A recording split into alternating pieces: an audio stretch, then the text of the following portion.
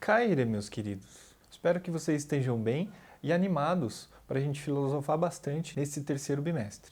Nesse terceiro bimestre, vamos fazer de uma maneira diferente. Eu apresento para vocês um tópico ou tema bem breve do livro do terceiro bimestre e esse tema vai ser desenvolvido um pouco mais na aula online daquela semana. Assim a gente pode fixar mais os conteúdos e explorar um pouquinho mais as reflexões ali do livro. No primeiro bimestre a gente falou sobre o olhar e principalmente como o olhar é fundamental para a gente conhecer as coisas ao nosso redor. Olhar, diferente do ver, é enxergar além, é ver com atenção. Em continuidade a isso, no segundo bimestre, discutimos sobre como existem diferentes maneiras de olhar, entendendo ali o olhar como uma janela para observar a realidade e o mundo à nossa volta. Agora, uma vez que a gente já observou que o olhar permite a gente conhecer o que está fora da gente, olhando, enxergando com atenção todas as coisas, agora é o momento da gente voltar-se o olhar para nós mesmos. Ou seja, o tema principal do terceiro bimestre é olhar para dentro, em que o tema principal que vai aparecer é o conhece-te a ti mesmo. Ao observar nós mesmos,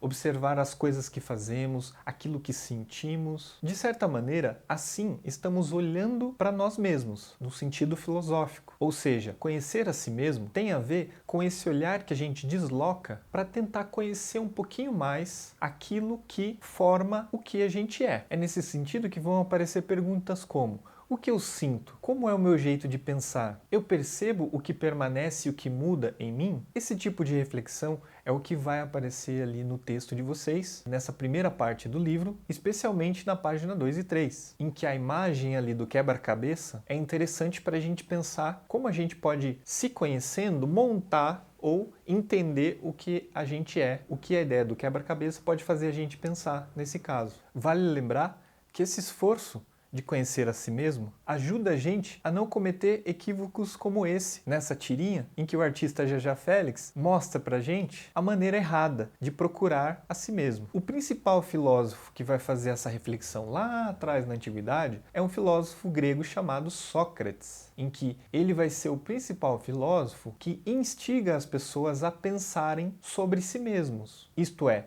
a conhecer a si mesmo, indagando as pessoas, questionando as pessoas sobre aquilo que elas são. Ele conduz as pessoas a refletirem sobre suas próprias vidas e assim conhecer um pouquinho mais daquilo que essas pessoas são. É o que vai aparecer, por exemplo, no texto da página 4, em que tem uma breve explicação sobre o lugar que o Sócrates filosofava, que é a ágora, que é um espaço público que os filósofos e os políticos atenienses se reuniam para debater os assuntos de filosofia, economia e política, por exemplo, e também aparece ali a reflexão sobre a virtude, no sentido em que Sócrates está buscando entender o que a gente tem, o que nós seres humanos teríamos que não se alteram ao longo do tempo e da história. Ou seja, o que faz com que eu seja dessa maneira ao longo da minha vida? Será que podem ser chamados de virtudes? Se essa coisa que permanece comigo, esse meu jeito de ser, ou esse comportamento, ou esse sentimento que permanece comigo desde quando eu era criança até eu ficar mais adulto, será que isso não pode ser parte de uma virtude que faz parte de mim, que faz parte da minha essência? É esse tipo de reflexão